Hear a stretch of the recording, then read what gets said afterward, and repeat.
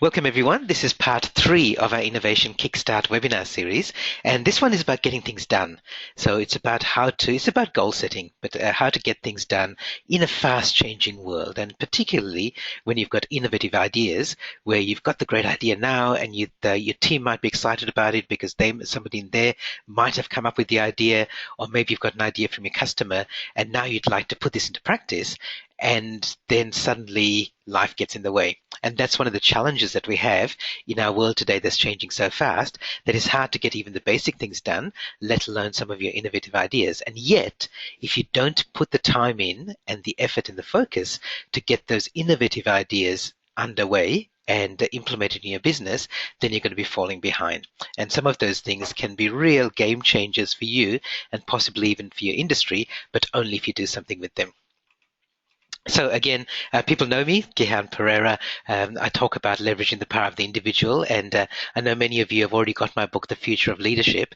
Again, I will give away a couple of copies. There's a couple of opportunities to win a copy of my other book, Ideas, which I wrote a chapter in. In fact, my friend and colleague, Dr. Kathleen Franklin, and I wrote a chapter for that together, which is all about getting your ideas out into the world. So I'll have a couple of opportunities coming up very soon for people to win a copy of that book. So have your hands on your buzzers ready as we go. Just to put this in context, the full program, what we've been working on for the last 3 modules. So the first module was all about coming up with ideas. The second module was integrating those ideas with ideas from your customers and your team members. And today it's all about implementation. So it's about getting things done. So in the next hour, I'm going to go through a goal setting process. I think some people here have on the webinar live have been through this process before. And if you do and you want to check out, that's fine. That's quite all right. But it's a very powerful process for setting goals. And you'll find them particularly useful for the sort of goals that we're talking about today, which are goals that are maybe a little bit peripheral to your business, but are still worthwhile. Okay, so I've got 2 opportunities here. So I've got a puzzle here to start with, and there's an opportunity for someone to win a copy of my ideas book if you can solve this puzzle. So let me explain the puzzle for you. There's a boy on a bike, so I like riding my bike, and I like riding my bike to go and get myself a coffee. Now, I don't normally ride 20 kilometers. It's more like 8 kilometers to go and get a coffee, but just to keep the numbers simple, let's say I have to ride 20 kilometers to a local cafe to get myself a coffee. Now I can ride, let's say I'm riding at 20 kilometers an hour, average for the whole trip.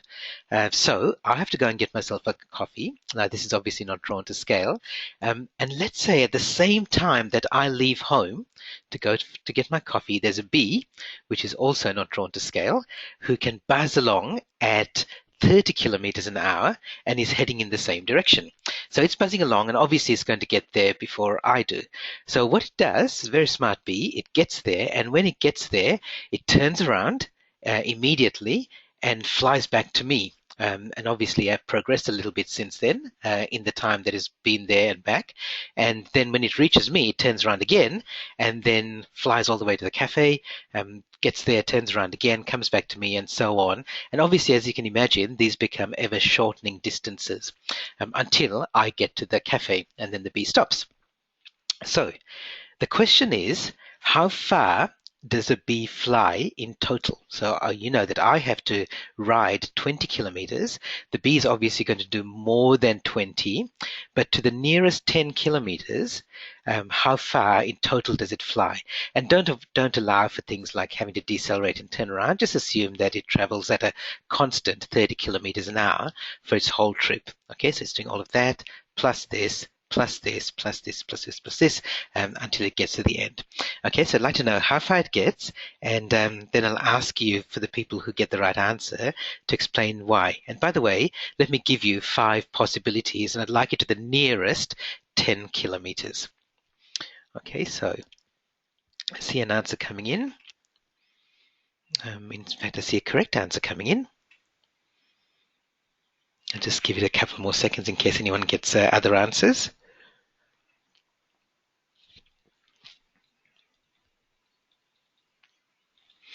Okay, all right, well, there's a couple have come in and they're both right. So let me ask Justice first because she was the first person to give the right answer. So by the way, the right answer is 30 kilometers. So Justice, would you like to explain why that's the right answer? You can either type it in the box or you can turn your microphone on if you'd like to. Okay, so I see audio. Let me just turn Justice's microphone on because she's raised her hand. Well, you're riding for an hour and the bee's buzzing along for an hour, so it must have travelled 30 km. Exactly right. Thanks so much, Justice. That's exactly right.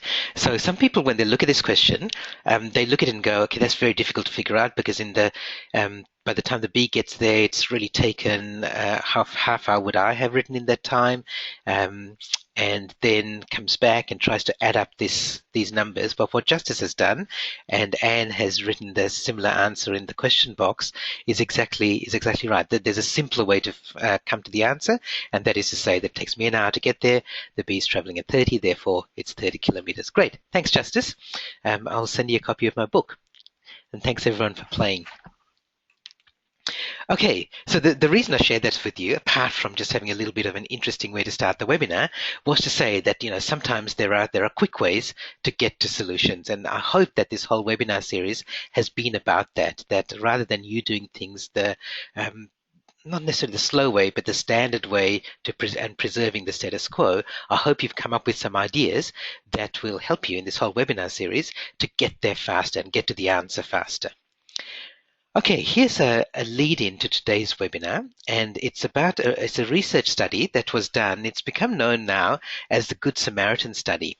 So what happened in this study was that some researchers, they went to a seminary, a university where they were teaching seminarians, so they were training to become priests, and they told them the Good Samaritan story.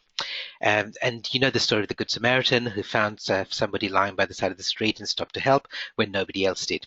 And so what they were telling these seminarians was, read this story and then you're going to give a sermon about it in another lecture hall somewhere across campus. Some people were told to read the Good Samaritan story. Some people were told to read some other story. And then they were all sent off to individually to give this lecture, or supposedly to give this lecture. And as they were crossing the campus, on the side of the road, there was somebody who was obviously lying there, obviously needing help. And they wanted to test whether people would stop and help them. And they specifically wanted to test whether the people who had read the Good Samaritan story and had that in front of mind for them were more likely to stop and help. Now, what they found in the research was, no, they weren't.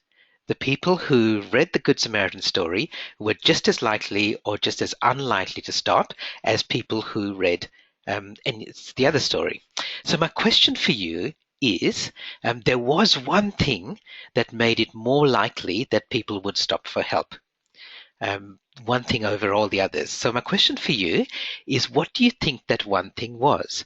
So have a guess as to what you think made it more likely that people would stop for help, or conversely less likely that they would stop for help. And it had nothing to do with the story that they were told that they were then going to present a sermon on. Okay, so just have a guess and type it in the question box. Okay, and you can guess more than once if you want.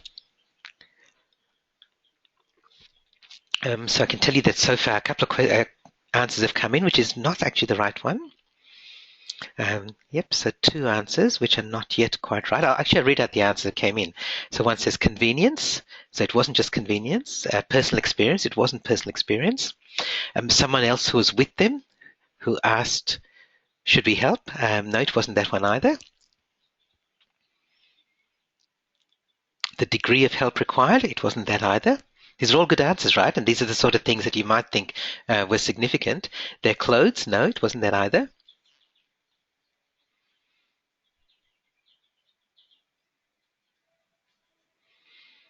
The same sex, that's a good guess, but that wasn't it either. Okay, so let me tell you the answer.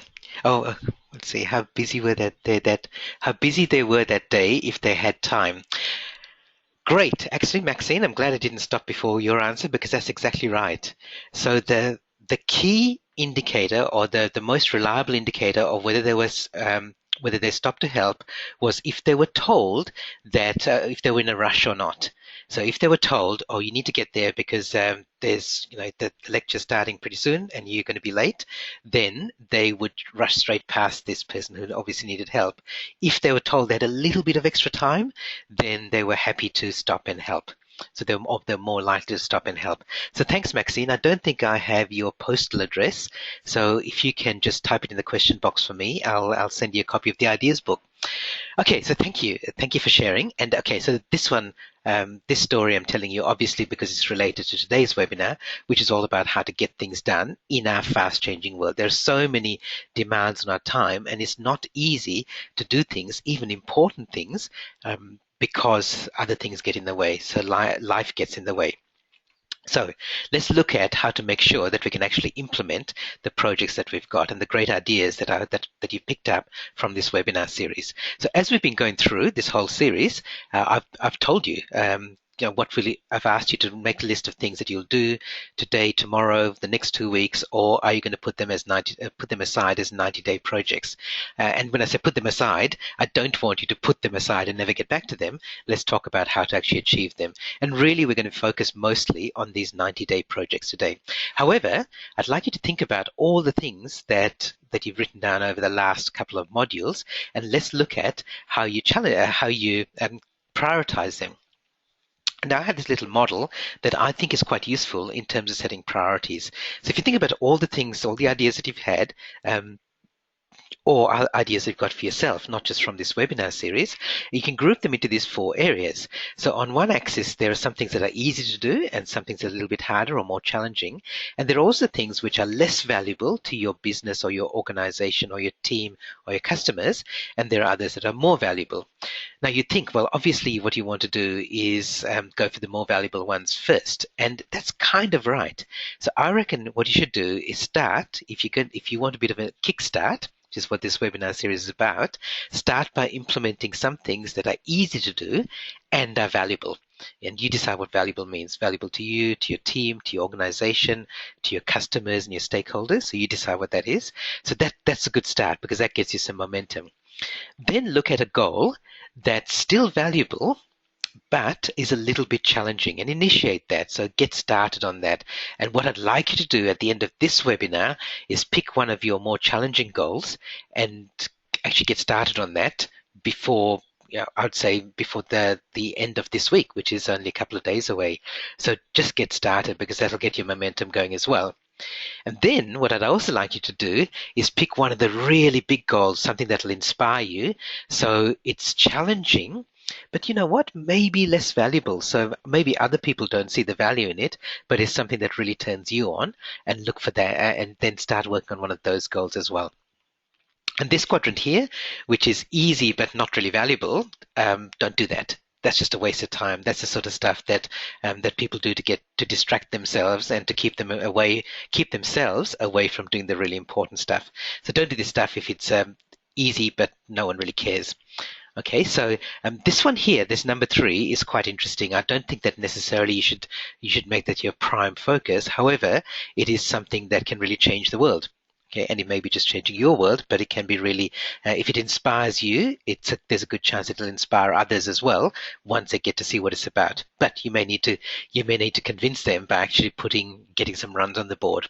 Sam Schillace, who's the CEO of this company Box, which is a little bit like Dropbox, he said this, and I think this applies particularly to those inspirational goals. It says if 80% think it's the dumbest thing ever and should die in a fire, 20% think it's the best thing they've ever seen, you've probably got something. So that's the sort of goal you want to look for in that inspirational category. So in that category 3, that's the sort of goal you want to look for. But what I want to share with you today is how to do those 90-day goals, the sort of things you're going to start initiating straight away.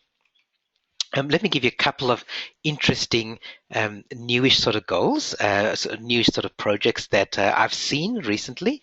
One is one that I've created myself, and this came out of, I've been thinking about this for a little bit, just for a few weeks, and it came out of when I was preparing for this webinar series. I created this little website. my partner, Nikki, her daughter is in year 12 this year, and she's doing this maths course called Maths Methods. And I've been helping her with that. So I've been tutoring her all through last year, and she did really well. I was really proud of her. Not that it had a lot to do with me, but I was really proud of what she did because she worked really hard at it. And if you remember, in one of the earlier modules, I was talking about, in this webinar series, I was talking about, if you've got something, what if you made it more social? What if you involved other people? So what I've done for Abby for year 12 is I've created this little website where I've got worked solutions to some of the sort of problems that she's doing in her class. So some of the maths questions that she's got, I will sit with her privately and work through them with her on Thursday evenings. But also I'll record those as videos and I'll post them to this website. And what I'd like is it's going to be a resource that other people are going to use. So other students who are doing year 12 maths methods all around Australia can look at this, they can comment on it, they can ask me to solve some others and so on. And I hope it's going to become a more useful resource by me making it more public. So that's an example of taking a goal that was a very, taking a process that was just very private and just to help one person and making it bigger and more social. Here's another example, an interesting new business idea called Fly Airly, which has got, Airly is Australia's newest airline. It's got a bit of buzz recently because what they've done is they've taken something in the airline industry where you pay for tickets individually, and they've turned that into a subscription model. So remember, we talked about this in one of the earlier modules as well. How can we turn this into a subscription? By making it freer. So their model is, if you fly frequently between Canberra, Sydney and Melbourne, then instead of buying individual tickets, you pay, it's like an all-you-can-fly membership. So you pay $2,000 a month and you can fly as frequently as you like between those cities. And they treat their customers not as passengers, in other words, people that they want to get from A to B, but as members, people who are part of this community, and they can take advantage of these flights. So they can fly as often as they like. They fly from some of the less well-known airports, so Bankstown Airport in Sydney and the other airport in Melbourne, which I've forgotten now, I think it's Avalon. And so there's fewer crowds, there's the parking's taken care of, all those sort of things you get for the one membership price. So just want to share with you those two ideas as kind of like, in my case, it's going to be a smaller scale thing. It's not like I'm trying to revolutionize the education industry, but it's something that it's going to be bigger than it was originally intended to be. Airly, they don't think that they say that they're not trying to put the airline industry, they're not trying to revolutionize it, but they are trying to, they are disrupting it in a small way. So again, a couple of ideas just to get you thinking. All right, so let's look at this goal-setting process. And this goal-setting process, I follow this process which Dr. Heidi Grant Halverson has outlined. She's a researcher and she's got a lot of research in the area of success, and she's written these two fantastic little books. One of them is called 9 Things Successful People Do Differently, and the other one is called Succeed. Now, I think they're both great books. I reckon the 9 Things book is the 9 Things book is the one that we're going to work from today, because I'm going to go through these 9 steps. And it's a very easy read. It's a very simple book to read because she goes through these 9 principles. She doesn't call it goal setting, but that's really what it is. The Succeed book is kind of an expanded version of that. And I like them both because I like reading the academic rigor behind the principles that she talks about. But you might just want to grab the 9 Things Successful People Do Differently book and work on that. So what I'm going to do today is going to work through those 9 things. And I've grouped them into 3 areas. Now, interestingly, Dr. Grant Halverson doesn't do that. She doesn't group them this way, but I think it's actually a useful grouping. So let's look at them in these 3 areas. So the way we'll work through the rest of the webinar is I'd like you to pick one of your goals. So one of the ideas that you came up with throughout this program. So in the last few weeks, while you've been working on attending the webinars and had some ideas as a result of them, pick one of them and work through them now. And remember, you've got the recording of this. You can always go back to it later. And all the 9 things are in the handout, so you can always go back to them later and work on another goal. But pick one and work on that for the rest of this webinar, and you'll actually see how the process works, and then you can go back later and do it with your other ideas for your other goals. Okay, so I've grouped them into 3 areas, which I've called Ready, Aim, and Fire. So Ready is about setting your goals. Aim is about planning for them for the next 90 days. And I recommend that you make these 90-day goals, so do them for the 3 months. And the fire is about what happens, making sure that when things go wrong or when other things get in the way, that you can manage around that. Okay, so it's a good idea to plan for, so you plan to succeed, but also know some of the obstacles that happen along the way. So let me give you a brief overview, and then we'll go through them 3 at a time. So we'll do them in sets of 3. And at the end of each set of 3, I'll ask for some feedback. So you might have questions, you might want to share some ideas, you might want to comment on what I've talked about, or ask questions about the research and so on, or about how to implement these ideas. Okay, so let me give you an overview first, and then we'll go through them 3 at a time. Okay, so the overview, the first set of 3 is all about setting your goals. And if you've done any sort of SMART goal setting before or been through that process, this is pretty much what that is.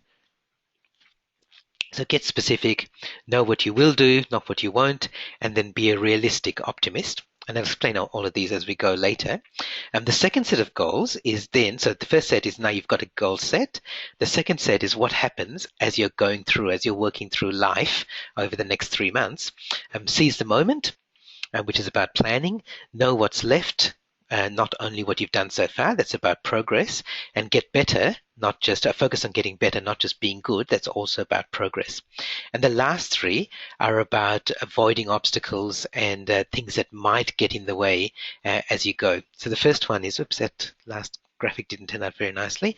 Have grit, which is all about persistence when things get tough. Don't tempt fate, and then build your willpower.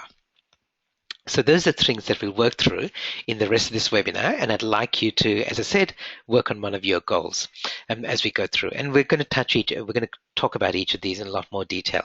So let's start with the first lot. The first one is setting your goal. So the first 3 things that people do, that successful people do differently, is these 3.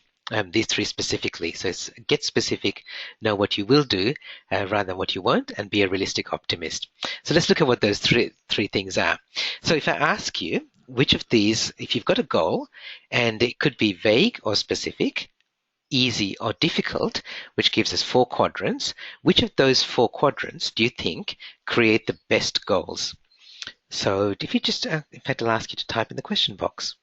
No prize for this one, but so do you think it's vague plus difficult, specific plus difficult, specific plus easy, or vague plus easy?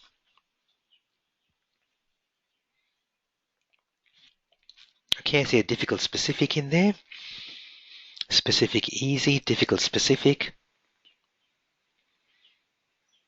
Specific difficult. Excellent. Okay, so most people did get that right. So it is this one at the top right. Because let me explain what happens. If you've got goals that are vague plus difficult, but also difficult or challenging, then you lose motivation. You give up pretty quickly because you don't really know where you're heading, and it's pretty hard anyway. On the other hand, if it's vague but easy, then it's easy to fool yourself that say you've achieved the goal. So if your goal is, oh look, I want to eat better this year, and if one day you give up chocolate, then you go, okay, I've achieved my goal. It's just you fool yourself into achieving it. But if it's specific and easy, and you go, okay, tomorrow I'm not going to eat chocolate, and it's an easy thing to achieve, then, well, what's the point? It's a bit boring. So the goals that actually matter are those that are difficult or challenging and specific as well. So you've got a specific goal, but it's challenging. So Airlie, for example, would have a goal of, in fact, I heard the CEO talk about this. He said, we want 1,000 members and then we'll launch, or it may have been, maybe 1,000 members or 200 members and then we'll launch. So it's quite challenging because he needs 200 people to pay their $1,000 membership fee up front and then commit to a few months of $2,000 a month. But that's a specific goal and it's challenging. So they're the goals that you should aim for. So make sure that your goal that you've got is specific. And the way to know whether it's specific enough is, can you answer the question, how will I know whether I've achieved it? And if you can't answer that question exactly, then it's not specific enough. And also, to help your motivation, write down 2 positive outcomes of achieving the goal. So I have some goals for my business of the number of keynote keynote speaking presentations I want to do this year, the number of books that I want to help authors write, the number of members I want in my membership site, and so on. And it's not only specific numbers, but also the reasons why I want to achieve it. So what are the outcomes? Okay, so that's step one. Okay, let's move on to step two. As I said, after each step, each group of three, I'll stop for questions and comments. Okay, so to lead into step two, there's another bit of research that Dr. Grant Halverson and her colleagues did, where she had two groups of people and they were asked to solve some puzzles. And what both groups were told that they had a certain fixed amount of time to solve the puzzles, and group one was told, we'll pay you $4 at the end of this process just for doing the exercise. And if you get above 70%, we'll give you an extra $1. So these are uni students, right? So they think $5 is great for spending half an hour solving puzzles. Group two was told, we'll pay you $5 for doing the exercise, but if you get below 70%, you lose $1. So if you look at this and you do the maths, it's exactly the same. So both groups of people are told exactly the same thing objectively. So they get $5 if they get 70% or above, and they get $4 otherwise. And then partway through the experiment, they went over and had a look at how everyone was doing, and everyone was told privately, you're doing really well. You're well on track for getting above 70%. So which group do you think did better? Do you think it was group one, the one that had the incentive, or group two, the one that had the penalty? So again, I'll ask you to just type in the question box, and I'll keep the responses anonymous. Okay, I see quite a few ones coming through, a couple of twos. Okay, so the answer was group one. So the one that had the incentive to do well, they did really well. And in fact, group two, once they were stopped partway through and told, oh, you're doing really well and you're going to succeed, they suddenly became more stressed and anxious because now there's a greater chance that they lose the extra $1. So the principle behind this and the way this applies to goal setting is to focus on what you will do rather than what you won't do. So a lot of people in positive psychology talk about this to say visualize what you're going to achieve and rather than what you're trying to avoid. And the research does kind of back this up. So if you're trying to, especially if you're trying to eliminate something, then make sure you know what you're going to do instead. Even if you're trying to achieve something and in order to achieve that you have to eliminate something else, then focus on what you'll do instead. So if you say, I'm not going to waste time on Facebook, because I want to focus on my goal, well, what are you going to do instead? Are you actually going to be spending your time working on the goal? So if you know that you goof around and spend half an hour on Facebook, what are you going to do instead of that time, rather than just leaving it as a vacuum? And if you are trying to eliminate a habit, just be sure that you know now upfront what's going to trigger the old habit so that you can remove those sort of triggers. And we'll talk about that a little bit later when we talk about avoiding temptation. But now you might be able to identify something that triggers it. For example, it might just be that you've got the Facebook app on your phone and you don't need it there, or it's showing the number of new messages waiting for you and you can turn off. And if you turn that off, then you wouldn't be tempted so often.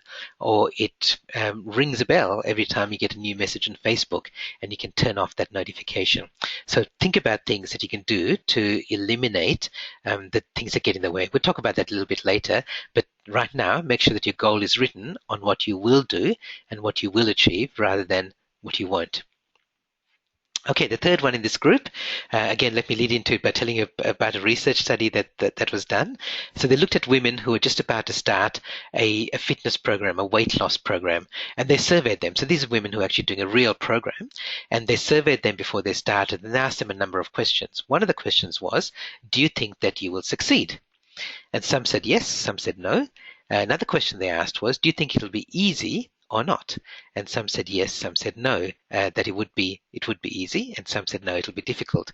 Okay, I'm not going to ask you to type in the question box because we've kind of done this before. The people who are most likely to succeed were the ones who said, yes, I think I'm going to succeed, but it's not going to be easy. So what Dr. Grant Halverson calls this is being a realistic optimist. So be optimistic and set a goal, which is a stretch goal, because that'll motivate you, but also know what could get in the way. So be realistic about it rather than being a Pollyanna optimist and just assume that it's going to happen just because you've set it in your mind. So what could get in the way? And as we'll see later, then plan for those things. So, but right now, think about what might get in the way. So I know that with one of my goals for getting more conference speaking presentations, I know that I've got some very busy times in the year working on, or in the next 3 months, working on some other projects that might get in the way. It might be that a holiday gets in the way. It might be that, that a staff member's leaving on maternity leave during that time. You might be recruiting a new staff member and there's some training time required to bring them up to speed. So just be realistic. Don't just be completely optimistic. And also, if it's a goal that that's been a challenge for you in the past, that you know is going to be a challenge for you now, think about also how you've overcome similar obstacles in the past, and can you apply those things here? Okay, so those are the first 3 things, and so we're about to move on to the second 3, which is about looking at your progress along the way. Let me just quickly stop and just check if anyone's got any questions, comments, anything you want to share. I'm going to keep these anonymous unless it's just a benign sort of question. So if you'd like to share something, that's an insight that you got about your goal, then please share it and I'll read it out, and it might help other people as well. Okay, I'm just stopping for a little bit just to give you time to write down your own answers as well as share them with the group if you'd like to.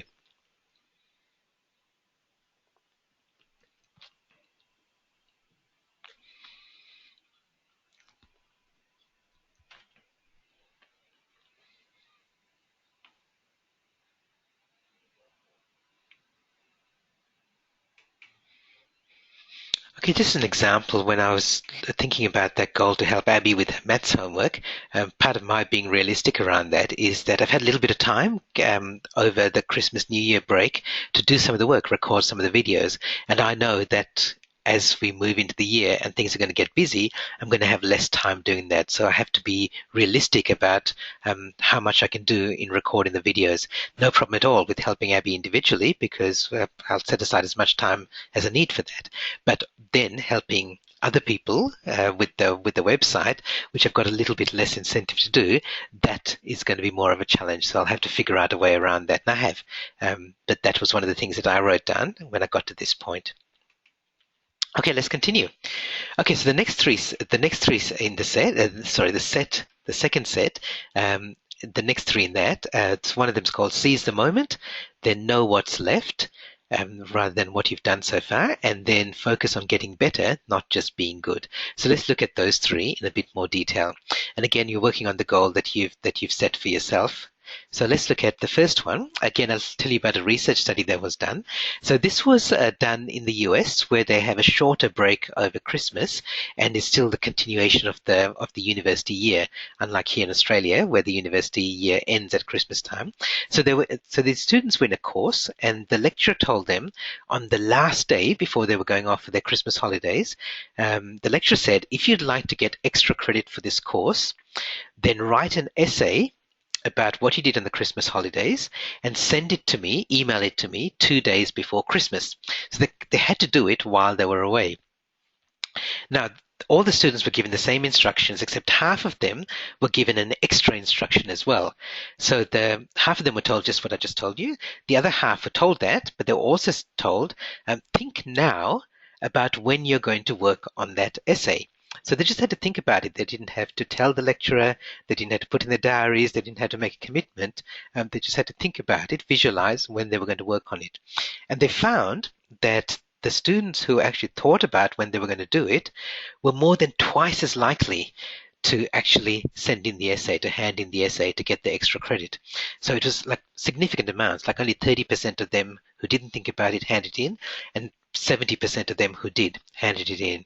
So the researchers, in fact, Dr. Grant Halverson calls this, she calls it seizing the moment.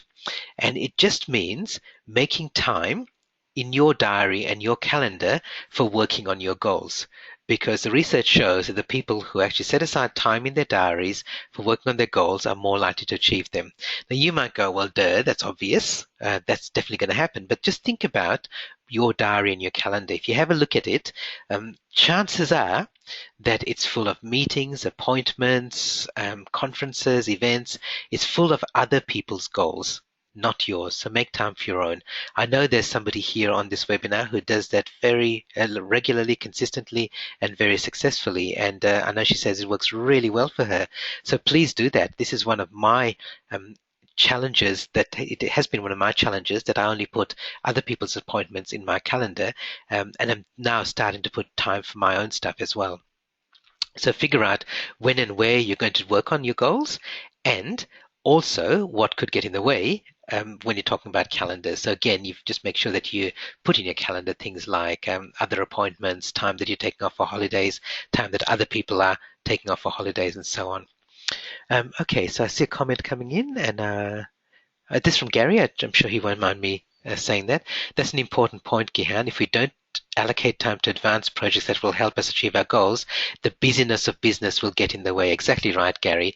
And I like to put it saying, look, if I have a meeting with somebody else in my calendar, I will work very hard not to be late for that meeting or cancel that meeting or anything like that. Why am I not respecting my own goals and my own projects as much as I respect other people's time? And I'm going to start doing that. Okay, so respect yourself as much as you respect your commitments to other people. So there's a little bit more than that in the research, and Dr. Grant Halverson calls this if-then thinking. And if-then thinking is the term comes from computer programming. And I remember as a programmer, as a software developer, when I first started, I was using a language called BASIC, and it had this thing called if-then, and it would say things like, if the number x is greater than 10, then do this, else do this. Now, if-then thinking, you can apply to your goal setting as well. And if-then thinking simply says create trigger events in your life that become rules for you.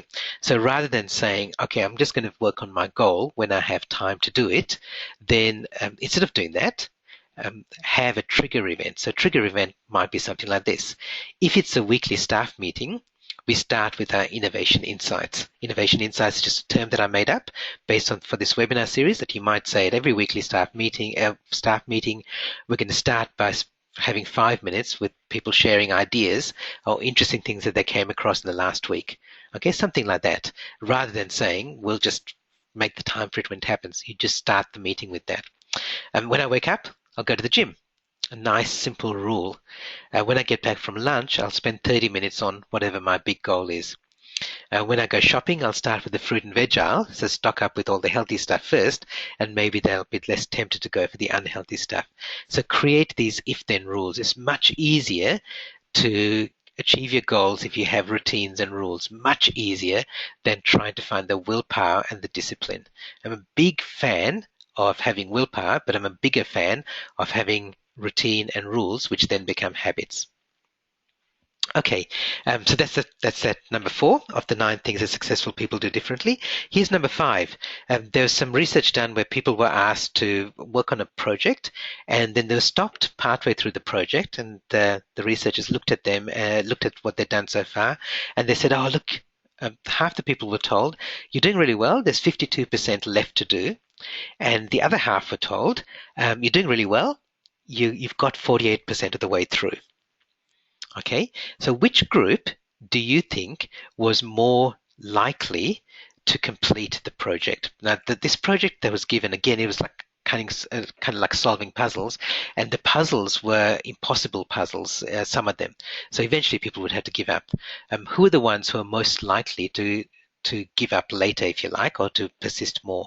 Do you think it was the ones who were told there's 52% to go, or the ones who told you're 48% done?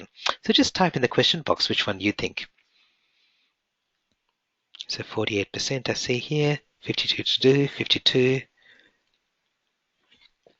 52. Okay, and again, the maths is it's obvious that both of them were told the same thing. They've just told them in a different way. Yeah, look, the answers here are pretty much split from the people on the webinar who responded here. The actual answer is it was the 52% to go. The people who were told how much was left were more motivated than the people who were told how much they'd done so far. So the principle is know what you've got left, not only what you've done. The caveat to this is when you get started, it's nice to know that you're making progress, especially if it's a challenging goal. It's nice to know, yep, I've done this, I've ticked this off, these things are off my checklist, I've scrubbed this out of my to-do list. However, as you go, you're more motivated by knowing where the finish line is and how far you've got to go to get to the finish line. So what are you going to measure and when? So make sure you're measuring your progress along the way, and particularly measure how you're going in terms of progress to completion, rather than just how you're going in progress so far. And just have a way of measuring it consistently. So you've got some way of reminding yourself of how you're going. And it may be just at the start of each week, you'll just look at how much you've now got left. And this is something that I learned many years ago when I was a project manager for a small software company, that you can set up the most beautiful project plan at the start of the project, and it's great. It all looks nice. It comes out in this really nice Microsoft Project Gantt chart or spreadsheet, and it looks good, but it doesn't reflect reality unless you keep changing it regularly. And we used to change our project plan every week. And the way you change it is if there's a 5-week task, and at the end of that first week, you don't suddenly make it a 4-week task because a week has elapsed. You go back to the in this case, a software programmer, and say, look, how far do you go in that task? And if she says, oh, look, I'm well ahead, I did that week's work in 3 weeks, you go, great, now there's less time to do it. But if she says, I'm a little bit behind, then you say, oh, okay, maybe there's still another 5 weeks to go. So you need to know what you've got left, not just how much work's been done. And that's a key principle behind that. So you're motivated and you get closer to your goal by knowing how close you are to achieving it, not how far you've gone from the start line. Okay, the next one, the last one in this set, again, some research was done with sales groups, and they looked at salespeople, and they looked at some successful salespeople and some who weren't so successful, and they asked them about their goals. So these were salespeople who were given a challenge, so they're moving into new territory, or a new competitor was coming into their territory, and they're told, okay, it's going to be more challenging for you in the next quarter. What's how are you going to manage it? And among the results for one of the questions they asked was about their goals. And one group said, my goal is to achieve my targets. So some salespeople said that. Some others said, my goal is to learn to be better at selling. Which group do you think was more successful? Okay, I won't ask you to share, but you can if you want to. But I can tell you, it's that second group. The group that said, my goal is to learn to be better rather than achieve my targets, they performed better. They got consistently better results. And remember, I'm talking specifically about a challenging goal for them in this case. They didn't quite know how to achieve their targets, but their goal was to learn how to be better. So they tried something. They looked at the feedback, so they put some action in. They did some looked at the feedback, and then changed based on that. Gary Pittard, who's on this webinar today, he calls this not just action, but competent action. So you might start by doing something which is incompetent action, and then look at the feedback, go and learn from it, and then try again, and eventually you get to competent action, rather than only focusing on the end goal and going, okay, I just don't know how to get there. It's very demotivating if it's challenging. So the principle is focus on getting better, not just being good, and especially if you've got a challenging goal. And I like telling the story of my 12-year-old nephew, Riley, who's a great little cricketer, and he's getting some really good coaching, and he wants to play for Australia, but his coach knows that there's no point saying, okay, Riley, focus on the baggy green cap. This is what you need to do to play for Australia. He doesn't do that. He just goes, okay, focus on the next ball. He goes, good shot, Riley. Good shot, Riley. Play it a bit lower, Riley, and so on. He only focuses on getting better, not on what Dr. Grant Halverson calls being good, means actually being masterful. So how are you going to measure progress on how much better you're getting, and how will you reward progress along the way as well? Okay, so those are the next three in that group. So seize the moment, know what's left, and focus on getting better, not just being good. All right, let me take a sip of water and I'll see if you've got any questions, comments, anything you'd like to share.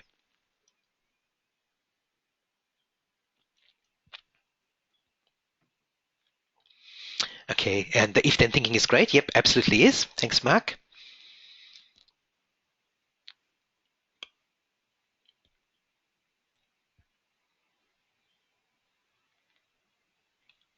Okay, let's continue. Let's do the last set. So the last set of three is, I've called this fire. It's not really when you say ready, aim, fire, it's not really that metaphor. It's more like what happens when your feet are in the fire. So how do you actually overcome some of the obstacles that may arise along the way? So as you're going, how do you overcome those obstacles? So let's look at these three here. This is one of my favorite research studies that I like to share here. I've called it Why Asian Children Smarter, and I put smart in quotation marks because this is about academic achievement, and I know that there's many other ways of being smart than academic achievement. But this is some researchers in the USA. They were looking at students in high school, and they noticed that some of the students from Asian backgrounds did better than the other kids in the school. And that's the same here in Australia as well. And so they wondered why that was, and being these were kids, so they guessed it had something to do with their home environment and their parents. So they asked the parents of kids in a school, when your kids don't do well on an exam, why is that? What's the reason that your kids don't do well? The American parents, these were their top 4 responses. They're not smart enough, they had bad teachers, they were unlucky, or they didn't try hard enough. When they asked the Asian parents why their kids didn't do well in an exam, these were their top 4 responses. They didn't try hard enough, they didn't try hard enough, they didn't try hard enough, they didn't try hard enough. Look, and I know coming from an Asian background, that was true for me as well. We were always told, just try harder and you'll get the results. And now the research backs it up. So the 7th thing that successful people do differently is they have grit. And you can call that persistence, determination, resilience. But it is when things get tough, how are you going to manage? And the people with grit, the ones who push through when things get tough, are the ones who are more likely to succeed. So when will you need to be strong? As you look ahead in the next 90 days, you can anticipate situations where things are going to get tough when you're working towards this goal or implementing this idea. So when will you need to be strong? And is there some sort of belief that might be stopping you from achieving success, especially if this is a goal that you've had over and over in the past? Is there some sort of belief that's getting in the way? And then you need to work on that. Maybe you need to find somebody who's achieved it, that is possible for them, so it's possible for you. But it's really important to know when things are going to get tough, and then how you're going to handle that. Okay, the next one is don't tempt fate. So this is a pretty obvious one, but it's still one that's quite common, that people fall into this trap. How can you stay away from temptation? So how do you create environments where you're not tempted? That, in other words, how are you going to stay on track and not get tempted to go off track? So one of my weaknesses is chocolate, and I know that if I have chocolate in the house, it gets eaten. Now, my partner Nikki, who I mentioned before, she and the kids, they can have chocolate in their house as much as they like, and they'll just eat a little bit here and there, and it doesn't cause a problem for them. But for me, I just get tempted. It's calling out to me. So how do you avoid temptation? So here's some strategies that you can use. Now, the chocolate one, I'm talking about a personal goal here, but there are other situations as well in your life that can cause temptation. I mentioned social media earlier. It may be that you're tempted to just do the trivial things, the busy work, instead of doing the important work. So what can you do to avoid those sort of temptations? So let me share with you a few things that you can do. So one of them, which a lot of people try to do, is they just go cold turkey. In other words, no chocolate at all. So you go, okay, any tiny bit of chocolate is going to tempt me, so I'm going to have none at all, and that's how I'm going to make sure that I can avoid the temptation. Similarly, if you go social media, instead of saying, okay, I'm going to budget for 15 minutes of social media a day, I'm going to have none at all. So, for example, my friend and colleague Neen James, fantastic time management productivity expert. She's written a fantastic book called Folding Time, and she says that every morning she has a 15-minute social media drive-through, she calls it. She goes on social media for 15 minutes and just looks at things, shares, comments, likes, and that's it for the day. Now, some people can't stop at 15 minutes. Some people don't have Neen's discipline for that, so they have to go cold turkey. Another one is you can create a penalty, so make it more painful if you do go off track. So a friend, a client of mine, she did this once. She was working on a goal, and she, at the start of that goal setting process, she wrote me a check for $1,000. Actually, she gave me a check for $1,000, but it wasn't made out to me. It was made out to her ex-husband. And the rule was that if she didn't achieve her goal at the end of that time, I had to post that check to him. And they weren't really on good terms, but that was enough of a penalty, enough of a disincentive for her to actually work on the goal and make it happen. And the other thing you can do is make it harder to be tempted. So like I said, one thing that people do quite often is they have notifications on their phone. So every time a new Facebook message comes in or they get a like on Instagram, their phone goes off or buzzes. Now, that's an obvious thing that's going to make you more tempted to look at those sort of things. We get a little dopamine hit every time one of those things happens. So why not just turn off that notification and then do it by choice? For example, for me, all my social media stuff, by default, it will send you an email every time someone likes or comments on a LinkedIn post or anything like that. I've turned all of that off because I don't want to be tempted by it. I get to choose when I go online and look at those, when I go online to those social media platforms and look at that. So do the sort of things that make it harder to be tempted and easier to stay on track. Okay, and the last one, again, there's a chocolate study here, and this one is again about resisting temptation in a way, but it's got a slightly different outcome and a different principle that's being taught here. So this research study was done by again with students who were asked to solve a series of puzzles, and again they were really hard puzzles, and some of them were impossible. And before they had to solve the puzzles, they were taken into a room and they had to fill in this long demographic survey. So not difficult, but just things like name, age, a whole bunch of questions about their preferences and so on. And it just took a while to do it. And the students were sent into two different rooms. In room one, on the table, there was a bowl of chocolates like this. But they were told, please don't touch that. That's for somebody else later in the day. And they just had to sit there and work through the puzzles. There was also on the table a bowl of radishes. And they were told, if you feel a bit peckish while you're doing this survey, then help yourself to a radish. Okay, but they weren't allowed to touch the chocolates. In the second room, there was only a bowl of chocolates, and they were told, look, while you're filling out the survey, if you feel like it, help yourself to chocolate. Okay, then after everyone filled out the survey, they were sent into another room where they were working on these puzzles. And as I said, some of these were difficult, some of these were impossible to solve, and they were testing how long, how persistent they would be. And what they discovered was the people in the first room who had to resist temptation gave up faster in the second room. It's like they used up all their willpower in the first room, that when it came to solving these difficult puzzles, they were more likely to give up faster. So what the research shows is that willpower and even things like decision making are like physical muscles. They wear out. So build your willpower muscle and don't use it up all in one go. So it's like going to the gym. You wouldn't go to the gym twice a day, or you wouldn't try to go to the gym after a long day because you feel tired. In the same way, build up your willpower muscles. So also, like willpower, like your physical muscles, you can exercise it. So think of how you can exercise your willpower. And it might be doing some sort of smaller willpower challenge, completely unrelated to your goals, but that then translates into building up your willpower for your goals. For example, you might decide to wake up 5 minutes earlier every day, and that's just an extra tiny little willpower challenge. Or you might decide to leave a little bit of food on your plate rather than wiping it clean because of all the starving kids in Ethiopia. And that little willpower challenge can build up your willpower for your other goals as well. And also make sure that you don't tire out your willpower muscles. So build in rest and rewards. And the other thing that the researchers, or that Dr. Grant Halverson recommends in her book, is don't try to do too much at the same time. So if you've got if you've identified some 90-day goals for yourself from this program, then pick one of them and work on them for the next 90 days rather than trying to chase too many horses at once and catch none of them.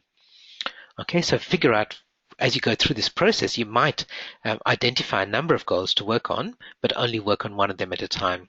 And I find this much more effective than trying to say, okay, I'm going to achieve 10 things this year. I'd rather say I'm going to achieve 4 of them this year, and each of them is going to happen over 90 days at a time. Okay, so there's the 9 things that successful people do differently. As I said, I've grouped them into these 3 areas. Let me quickly stop and check if anyone has any questions or comments, anything they'd like to share about this process. If you've done this before, I know I've shared this process before. If you know one of the ideas that's worked really well for you and you'd like to share that, please do. Be very, very happy to read them out.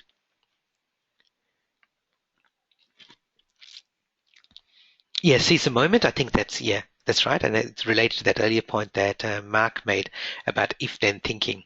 So put in your calendar and also create rules around working on your goals.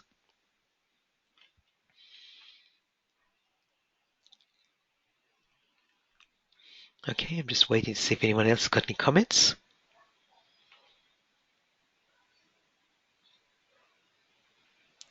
Okay, these ideas definitely work. Thank you. I'll say who that was, Justice. So thank you for that, Justice.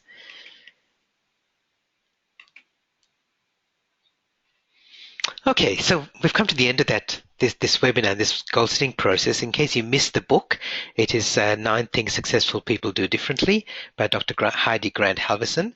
So that's a fantastic little book to get and read. Di says, really enjoyed the stories to support the case. Yes, Di. I know you work at a university, so I think that you'd appreciate the academic rigor behind that as well. But I do too. I really like that. It's not just somebody's ideas off the top of their head. This actually, the research does support that this is 21st century goal setting, productivity, getting things done. So we've come to the end of our webinar series. I feel a little bit sad that we've done that, that we're really, really glad that you took part in it, that you contributed, that you participated, and I hope you got some really good ideas out of it. Please do feel free to share this with your teams as well, because I think that, as I said in Module 2, the ideas that you get are not only going to come from yourself, not only from the bosses and the senior management in an organization, but from your team members, from your customers, from everybody. So please feel free to share this webinar series with your team members in particular, because they've got some of the best ideas out there. Great. I'm just quickly reviewing comments that are coming in. So I'm seeing some thank yous coming in. So thank you for that. Thanks, Gihan. A great series of webinars. Have shared a chapter on innovation. Great. Good feedback. Excellent.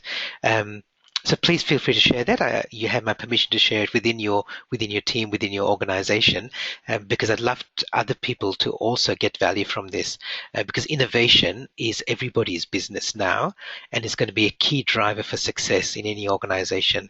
If you're not innovating, then you're not just standing still, you're going backwards, because our world's changing so fast. I'd love to know, just as we end up, what are you going to take away and do? What's the biggest thing that you've learned from this program that's actually going to make a difference in your life, in your personal or your professional life? Please share that. I'll keep it anonymous, but please do share it in the question box, because I'll read it out, because other people will get value from that.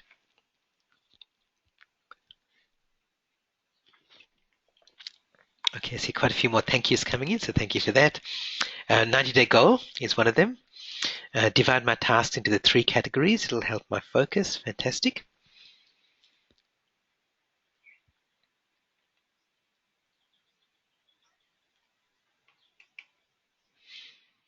Fast, flat, and free. Yeah, okay, and I think that one's referring back to the first module where I talked about how can you make your business faster, flatter, and freer.